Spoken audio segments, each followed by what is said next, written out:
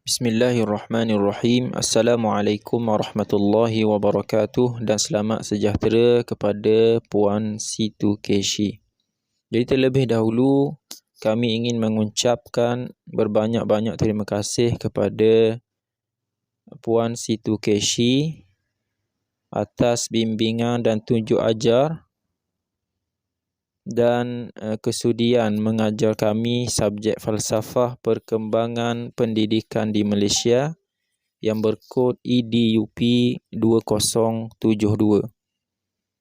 Jadi insya-Allah pada kali ini kumpulan kami ditugaskan untuk membentangkan berkenaan tajuk analisis perkembangan pendidikan selepas kemerdekaan dan hubungannya dengan falsafah pendidikan kebangsaan FPK serta falsafah pendidikan guru FPG. Jadi untuk yang pertamanya saya ingin memperkenalkan ahli kumpulan saya, iaitu terdiri daripada 3 orang. Yang pertamanya Ustaz Muhammad Azri bin Hasbullah. Yang kedua Ustaz Muhammad Arif Rushaidi bin Rosli. Dan yang ketiga iaitu saya sendiri, Muhammad Afiq Nasruddin bin Sahmuni. Jadi berkenaan dengan analisis ini ada beberapa topik, iaitu yang pertama ciri-ciri perkembangan pendidikan kebangsaan selepas kemerdekaan. Topik yang kedua berkenaan falsafah pendidikan kebangsaan, dan topik yang ketiga berkenaan falsafah pendidikan guru. Jadi kita pergi kepada topik yang pertama, iaitu ciri-ciri perkembangan pendidikan kebangsaan selepas kemerdekaan. Jadi seperti mana yang kita maklum bahawasanya sistem pendidikan sebelum kemerdekaan dan selepas kemerdekaan ia berbeza. Jadi sebelum kemerdekaan ini sistem pendidikan secara terpisah bagi setiap kumpulan etnik. Jadi selepas kemerdekaan sistem pendidikan ini ia berbeza, iaitu pembentukan satu sistem pendidikan kebangsaan. Untuk ciri yang kedua, kita tengok sebelum kemerdekaan setiap sekolah mempunyai bahasa pengantar yang tersendiri dan kurikulum yang berbeza. Jadi selepas kemerdekaan ini bahasa Melayu menjadi bahasa pengantar utama dan bahasa Inggeris sebagai bahasa pengantar kedua. Untuk ciri seterusnya, kita tengok guru dan buku teks diimport dari negara asal. Yang ini ciri sebelum merdeka, guru dan buku teks diimport dari negara asal, iaitu pendidikan Cina, Inggeris dan India, serta guru-guru biasanya terdiri daripada imam-imam masjid. Jadi selepas kemerdekaan, latihan guru tempatan melalui kursus-kursus ilmu pendidikan di universiti dan institusi pendidikan. Ciri yang seterusnya adalah sistem pendidikan bertaraf dunia. Jadi selepas kemerdekaan ini sistem pendidikan bertaraf dunia, iaitu penggunaan ICT. Berbeza dengan sistem pendidikan sebelum kemerdekaan, iaitu sistem pendidikan yang terhad hanya memberikan pendidikan untuk menguasai ilmu pengetahuan asas sahaja, iaitu membaca, menulis dan mengira. Jadi untuk ciri yang seterusnya adalah sukatan pelajaran dan sistem peperiksaan yang sama, iaitu kita ada UPSR, PMR, SPM dan STPM. Berbeza dengan sistem pendidikan sebelum kemerdekaan, iaitu ilmu pengetahuan ini ilmu pengetahuan yang lebih bertumpu atau dipengaruhi oleh negara asal.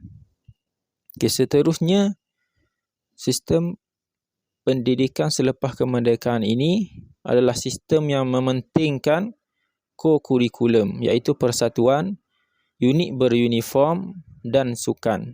Berbeza dengan sistem pendidikan sebelum kemerdekaan, iaitu sistem yang tidak mementingkan pencapaian co-kurikulum pelajar.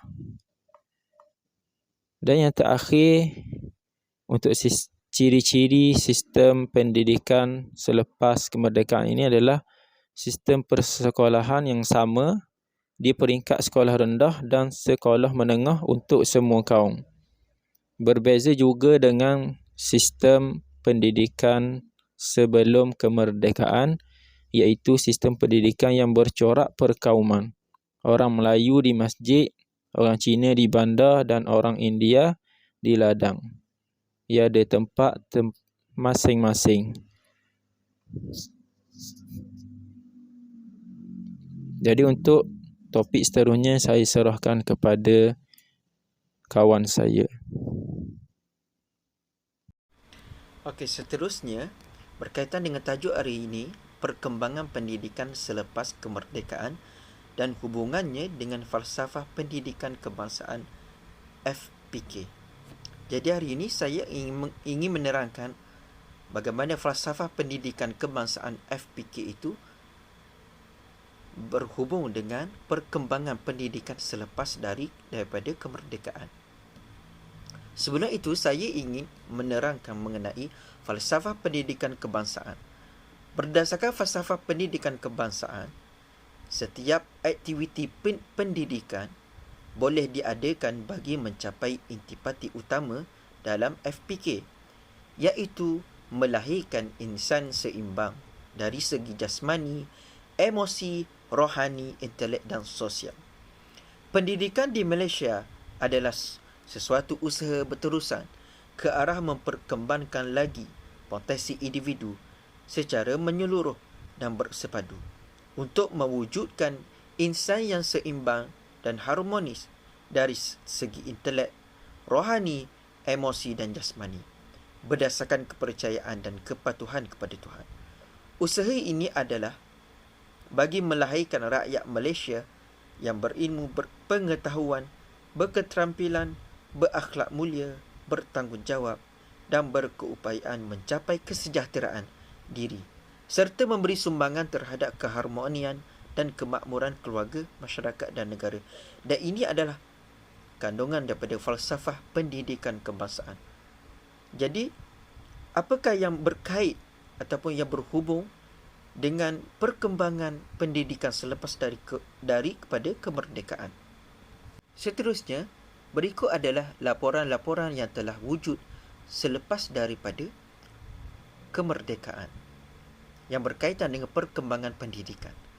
Yang pertama, laporan Rahmat Talib 1960 yang dipengerusikan sendiri oleh Menteri Pendidikan pada waktu itu, iaitu Encik Abdul Rahman Talib.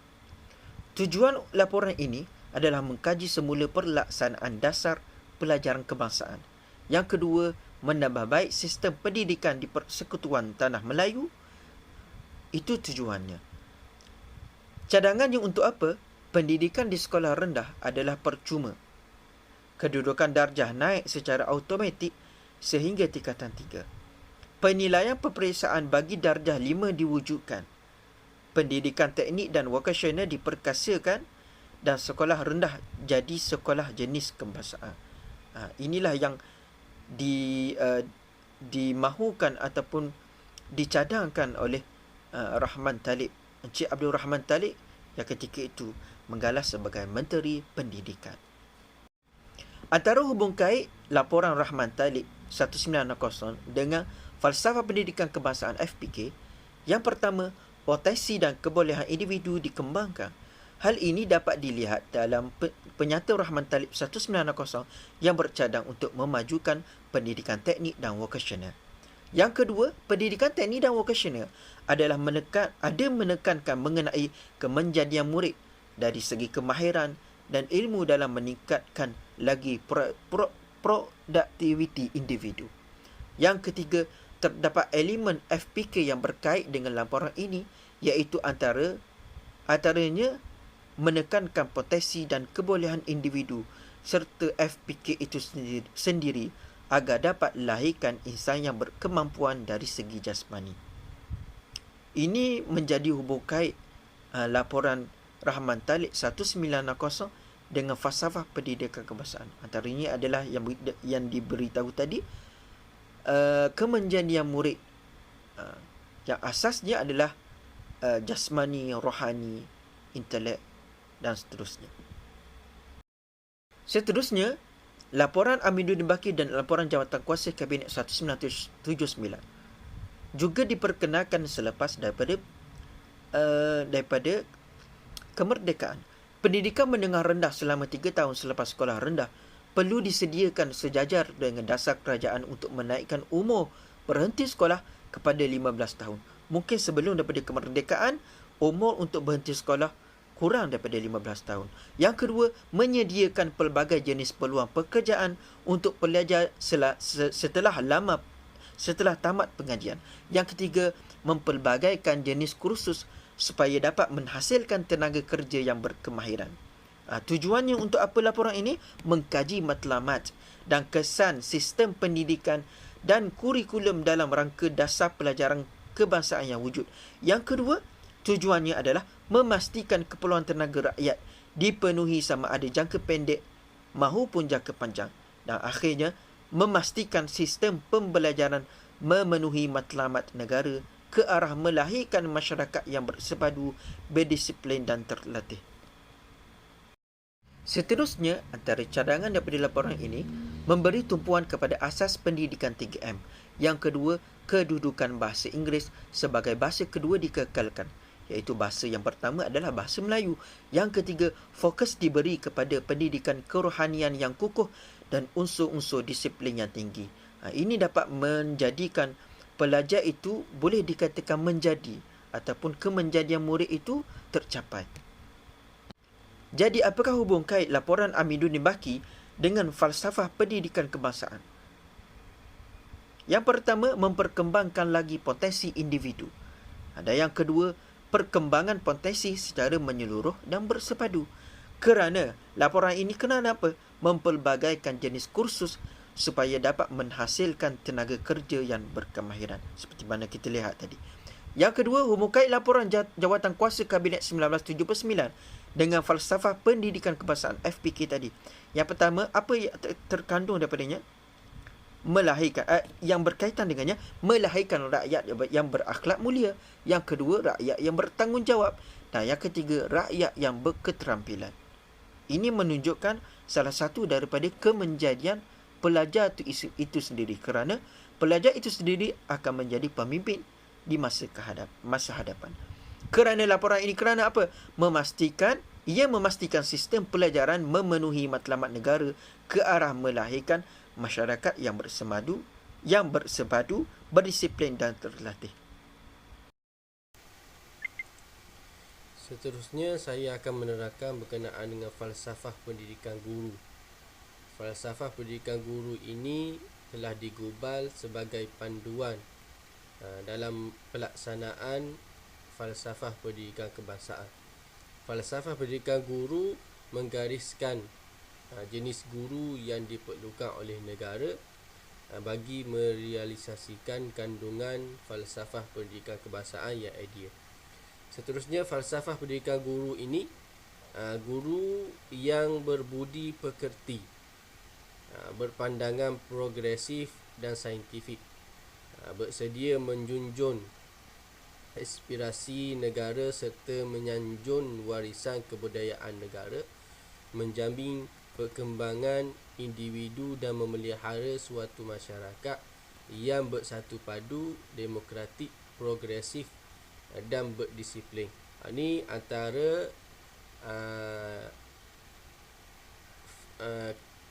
antara ciri-ciri falsafah pendidikan guru. Guru semestinya kena melihara suatu masyarakat bersatu padu, demokratik, progresif dan juga berdisiplin.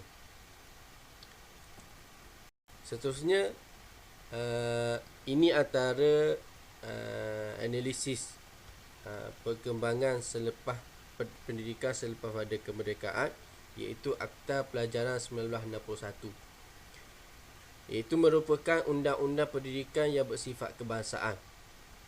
Wujud atas cadangan dari laporan Razak dan laporan Rahmat Talib menggariskan sistem persekolahan yang seragam, penggunaan bahasa kebangsaan sebagai bahasa pengantar dan sistem pelajaran yang sama.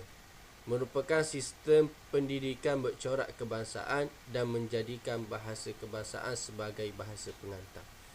Yang terakhir, sukatan pelajaran diselaraskan bagi semua sekolah rendah, sama ada sekolah kebangsaan ataupun jenis kebangsaan. Antara kandungan Akta Pelajaran 1961, penegasan kepada pendidikan asas 3M, iaitu membaca, menulis. Seterusnya, penegasan kepada pendidikan kerohanian yang kukuh dan unsur-unsur disiplin yang diingini. Ini antara tingkah laku lah. Penegasan kurikulum mengikut acuan Malaysia. Seterusnya, pendidikan menengah atas melalui 2 jurusan, iaitu akademik dan vocational. Seterusnya, peluang melanjutkan persekolahan dari 9 tahun kepada 11 tahun. Yang terakhir, melicinkan tata cara pengurusan pelajaran dan meningkatkan kualiti pelajaran keseluruhan. Seterusnya, ini antara hubung kait lah. Hubung kait Akta Pelajaran 1961 dengan falsafah pendidikan guru, antara perkembangan selepas pada kemerdekaan, iaitu yang pertama, guru yang menjamin perkembangan individu. Kerana disebabkan akta ini, peluang melanjutkan persekolahan dari 9 tahun kepada 11 tahun. Itu antara perkembangan dari segi individu pelajar tersebut lah.